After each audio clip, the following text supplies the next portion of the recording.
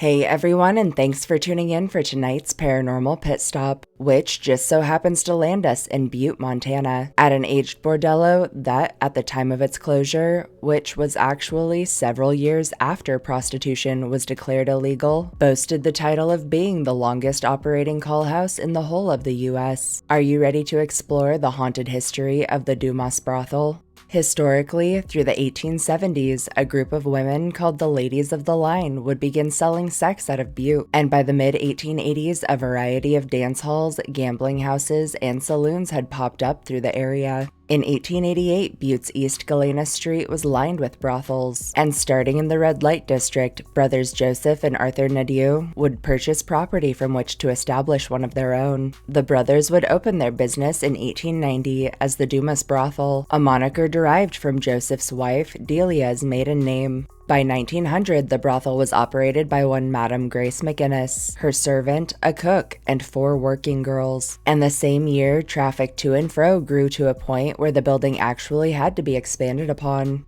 Following World War I and Prohibition, the U.S. government would begin cracking down on prostitution, and by 1917, while affiliated businesses in Butte were all effectively closed down, the Dumas Brothel would stay open in secrecy, with management being passed down in 1940 to one Lillian Walden. In 1943, the government would take a firm stance on the illegality of sex work and would order all surviving brothels closed. And in response, Dumas would change its appearance to disguise itself as a boarding house, before management was once again passed in 1971 to one Ruby Garrett. During her reign as Madam, Garrett would pay off local law enforcement to remain in business, until 1981 when money troubles and a tax evasion suit would result in the old call house's permanent closure the following year. The property would go on to change hands several times, was eventually transformed into a tourist attraction, and remains open to this day, offering visitors a glimpse of the building as well as of the industry long past.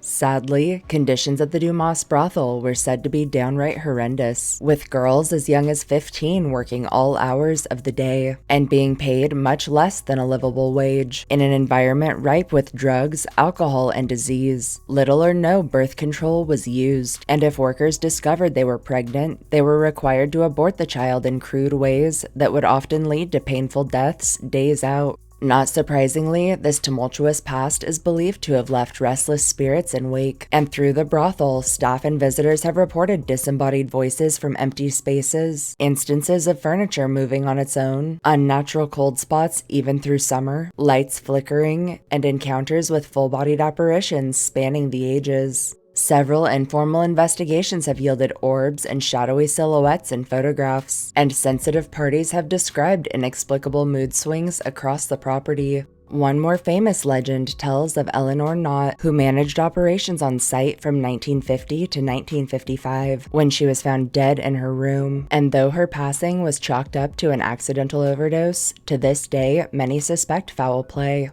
One story tells that Eleanor was planning on leaving with her lover, a married man, who was ready to separate with his wife, but that he never showed, resulting in her suicide. Other tales claim her lover, or someone close to him, killed Eleanor to protect family reputations. Whatever the case, many have told of encounters with her full-bodied apparition, clad in old-fashioned attire, carrying a suitcase, and usually spied near her old room or walking from the building, and some claim her presence is keeping a watchful eye over the property.